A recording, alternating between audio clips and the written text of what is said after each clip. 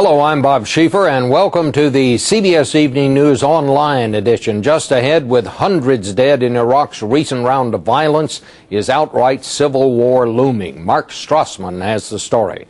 Also, military recruiting in high schools. It's happening more and more, and now it's perfectly okay. We'll show you why.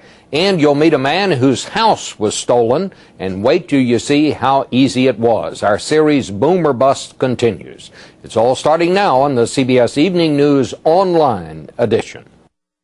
Since Iraq's first freely elected government took over late last month, not a day has passed without deadly bombings and other attacks. Hundreds have died, including at least a dozen Iraqis and 2 American soldiers today. Now there's been a surge of attacks on Shiite and Sunni Muslim clerics, and some fear that Iraq is sliding toward civil war, with American forces caught in the middle. Here's Mark Strassman in Baghdad. More than 500 people are dead in Iraq's recent bloodbath. Now U.S. officials are insisting that Syria tighten its border with Iraq to stop the flow of foreign fighters blamed for so many of the suicide attacks here. And U.S. commanders believe Abu Musab al-Zarqawi, Iraq's most wanted terrorist, met in Syria recently with his lieutenants and ordered them to step up their attacks. They did.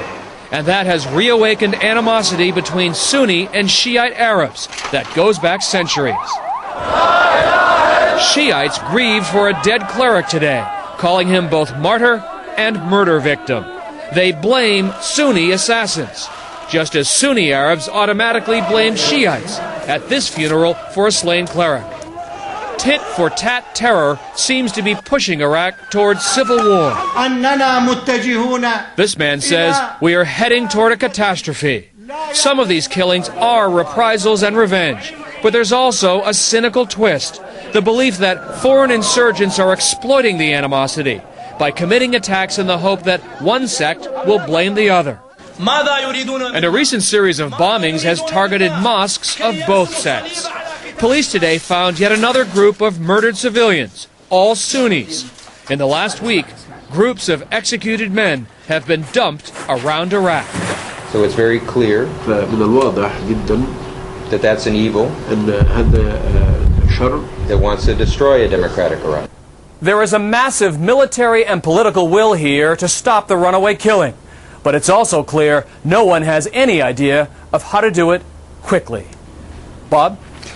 Mark, that is very disturbing, because I keep going back to these reports that we're getting 2 or 3 weeks ago when U.S. officials were saying if the trends continued and things began to quieten down, it might be possible to start drawing down the American force there early next year sometime. Now you just hear one bad report after another. I'm beginning to wonder, does anybody know what's going on there?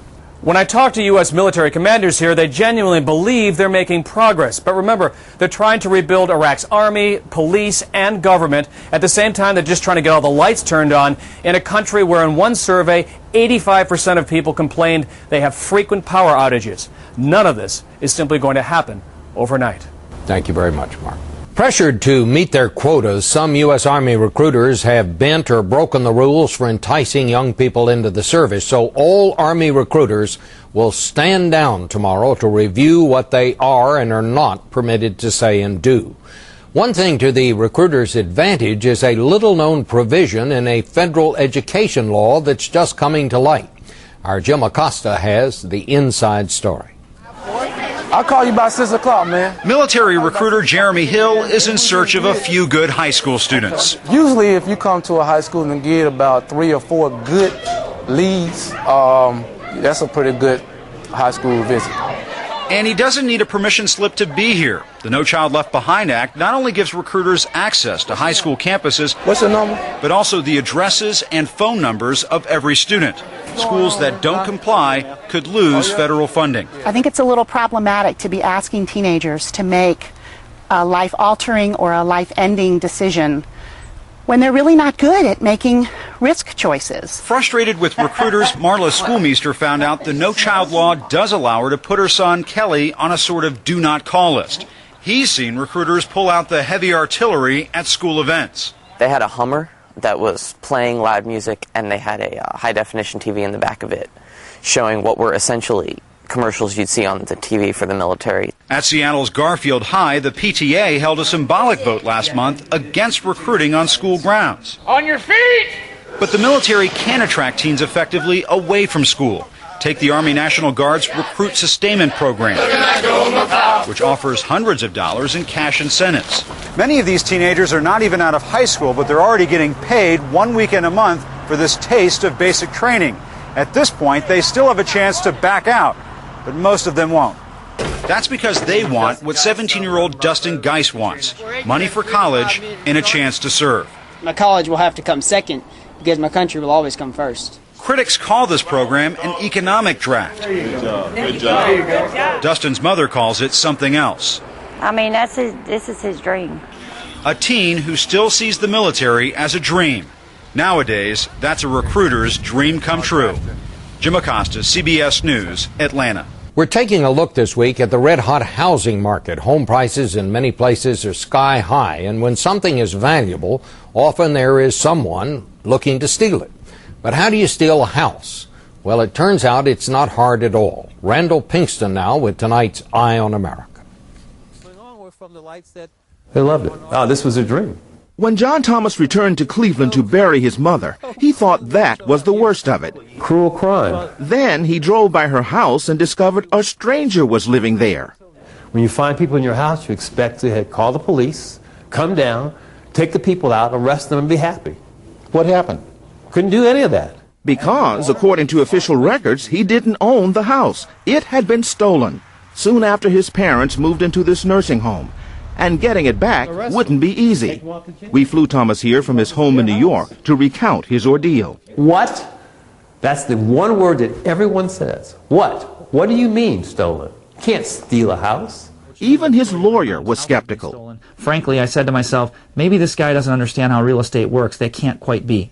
But they soon discovered not only how the house was snatched, but how easy it was to do. And the key documents were a fake identification card with a power of attorney, which was fraudulent, and then a quitclaim deed. That's all. That's it. That's correct. Literally 3 pieces of paper. That's the beauty of this fraud. Scam artists look for empty homes, then obtain a blank deed from any office supply store. They fill it out, forge the signature, have it notarized, and file it. At that point, the house is considered officially sold. That's what happened to John Thomas. A woman claiming to be his sister, he's an only child, had a fake power of attorney notarized. She then filed papers, transferring the house to a new owner. Anyone with ill intent could actually fraudulently transfer property without that honest owner even knowing it. That's what authorities believe this man, Richard Lennard, did with the Thomas home. Legal records show that Lennard's company purchased the house for only $25,000. He eventually took out a mortgage for over $200,000, and it was all done without the Thomases' knowledge. How difficult is it to steal a house? No, it's not difficult at all. The FBI calls it equity skimming and says it's a national problem of growing concern.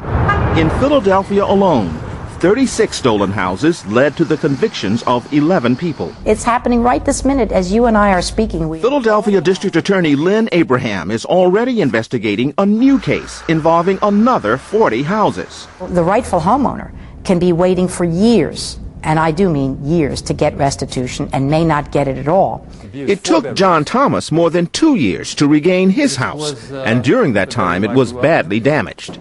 Adding insult to injury, the fraudulent owner actually advertised and held 2 estate sales, exchanging a family's memories for money. If they did not steal it, they sold it, or they destroyed it. Richard Lennard has been indicted on 38 counts and awaits trial in criminal court. John Thomas got his mother's house back.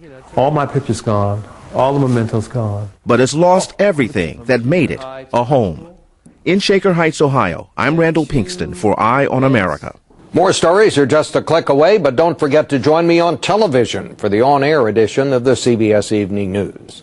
On Friday's broadcast, The Long Commute. Many people are spending 4 hours or more on the road every day. Why they're doing it in our housing series, Boom or Bust. For CBSNews.com, I'm Bob Schieffer.